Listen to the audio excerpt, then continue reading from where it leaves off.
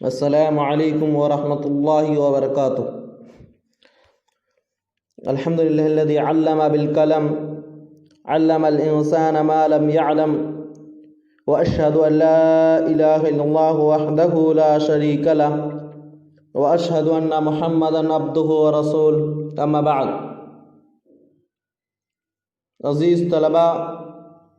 آج کے اس درس میں ہم تفسیر مصطلح الحدیث سے مبحث ثانی کو لے کر کے حاضر خدمت ہیں، جس کا عنوان ہے المردود بسقط من الاسناد، یعنی اسناد میں سقوط کے اعتبار سے مردود۔ مؤلف رحمہ اللہ اس عنوان کی مزید وضاحت کرتے ہوئے اس عنوان کے مفاہیم کو بیان کرتے ہیں اور فرماتے ہیں کہ المراد بالسقط من الاسناد، اسناد میں سقوط سے مراد کیا ہے؟ تو بول رہے ہیں کہ المراد بالسقط من الاسناد انقطاع سلسلة الاسناد بسقط راو او اکثر عمدا من بعض الرواة او عن غیر عمد من اول السند او من آخره او من اثنائه سقوطا ظاہرا او خفیا، یعنی اسناد میں سقوط سے مراد یہ ہے کہ سلسلہ سند میں انقطاع پایا جائے، کسی ایک راوی یا ایک سے زائد راوی کے ساکت ہو جانے کی وجہ سے،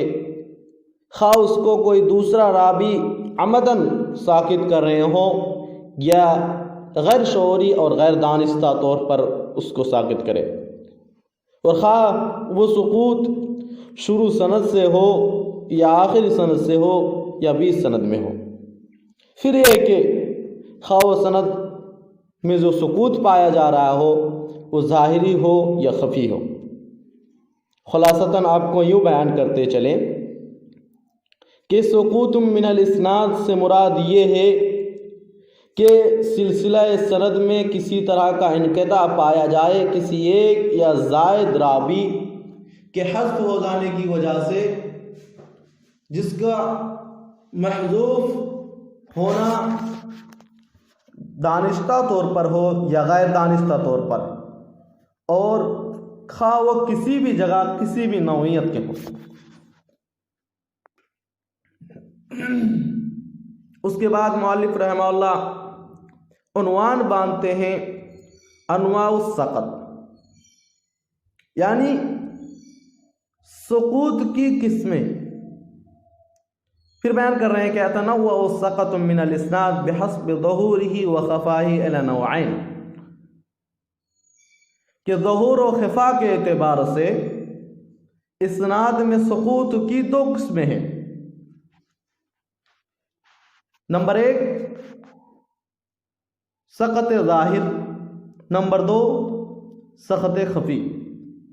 نمبر 1 سقط ظاہر، مؤلف رحمہ اللہ اس پر گفتگو کرتے ہوئے کہہ رہے ہیں کہ وَهَذَا النَّوْعُ مِنَ السَّقَطِ يَشْتَرِكُ فِي مَعْرِفَةِ الْأَئِمَّةِ وَغَيْرِهِمْ مِنَ الْمُشْتَغِلِّينَ بِعُلُومِ الْحَدِيثِ، کہ سقط ظاہر جو ہے اس کی معرفت حاصل کرنے میں یا اس کو جاننے میں ائمہ کرام اور ان کے علاوہ جو لوگ ہیں، جو لوگ علوم حدیث میں شغف رکھتے ہیں، علوم حدیث میں دلچسپی رکھتے ہیں، یہ سب مشترک ہے۔ یعنی یہ سقط اور یہ سقوط اور یہ حذف جو ہے یہ اتنا واضح ہے کہ سب کوئی اس کو جانتے ہیں۔ وَيُعْرَفُ هَذَا السَّقَطُ مِنْ عَدْمِ الطَّلَاقِ بَيْنَ الرَّاوِي وَشَيْخِهِ، اور اس سقوط کو جانا جاتا ہے راوی اور اس کے شیخ کے عدم ملاقات سے، اما لأنه لم يدرك اثرہ،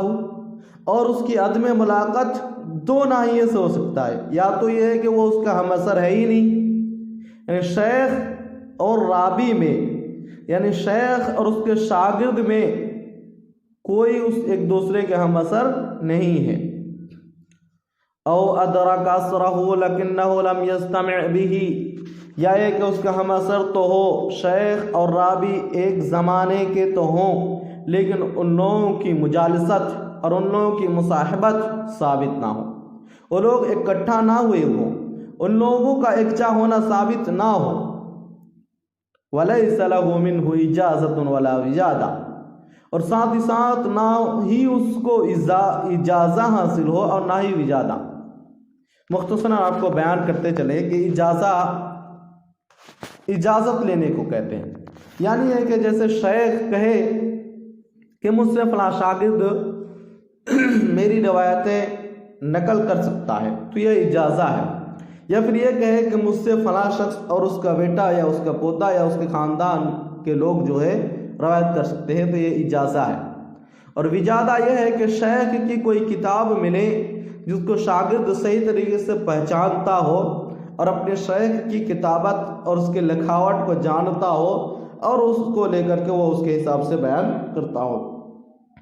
تو بولے کہ نہ اس کو اجازہ حاصل ہو نہ وجادہ حاصل ہو، تو جان لیا جائے گا کہ اس میں سقط ظاہری ہے۔ لذلك يحتاج الباحث في الأسانيد إلى معرفة تاريخ الرواة لأنه يتضمن بين مواليدهم ووفياتهم وأوقات طلبهم وارتحالهم وغير ذلك۔ یہاں سے یہ بات مؤلف رحمہ اللہ ڈسکس کر رہے ہیں کہ چونکہ سقط ظاہر عام ہے اور اس کو سب کوئی جانتے ہیں، اور اس کو جاننے کا طریقہ ہی ہے کہ عدم تلاقی ہو، عدم ملاقات ہو، عدم مجتمع ہو، عدم اجازہ ہو، عدم وجادہ ہو، اور ان ساری چیزوں کی وضاحت جاننے کے لیے ضروری ہوتا ہے کہ روات کے تاریخ کو جانا جائے۔ روات کی تاریخ جو کہ متضمن ہے کئی چیزوں پر، روات کے موالید پر یعنی روات کے پیدا ہونے والے تواریخ پر، اسی طرح روات کے وافیات پر، ان کے وفات پانے کے تاریخ پر، اسی طرح وہ مشتمل ہے اس کو بھی یعنی وہ کب طلب کر رہے ہیں، کب حدیثیں اخذ کر رہے ہیں، کب حدیثیں پڑھ رہے ہیں، کہاں کہاں کا سفر کر رہے ہیں وہ طلب حدیث کے لیے، ان ساری تاریخ کی معرفت کے محتاج ہوتے ہیں ایک باحث، ایک حکم لگانے والا، ایک ناقد، اور اسی طرح ایک متخرج۔ وقد اصطلح العلماء الحدیث على تسمیۃ السقط الظاہر باربعۃ اسماء، اور سقط ظاہر سے جو مربوط ہو، سقط ظاہر کے جو حامی حدیثیں ہوں، اس کو علماء کرام نے 4 ناموں سے جانا ہے۔ بحسب مکان السقط، اس میں سقوط پائے جانے اور اسی طرح اس کے روات کے سقوط ہونے کے اعتبار سے۔ وہذہ الاسماء ہی، اور وہ اسماء یہ ہے یعنی معلق، اور معلق جس کا خلاصتاً ہم بیان کرتے کیے تھے اور آئندہ بھی انشاءاللہ پڑھیں گے، اسی طرح مرسل اور معضل اور منقطع۔ اب دوسری قسم ہے سقط خفی،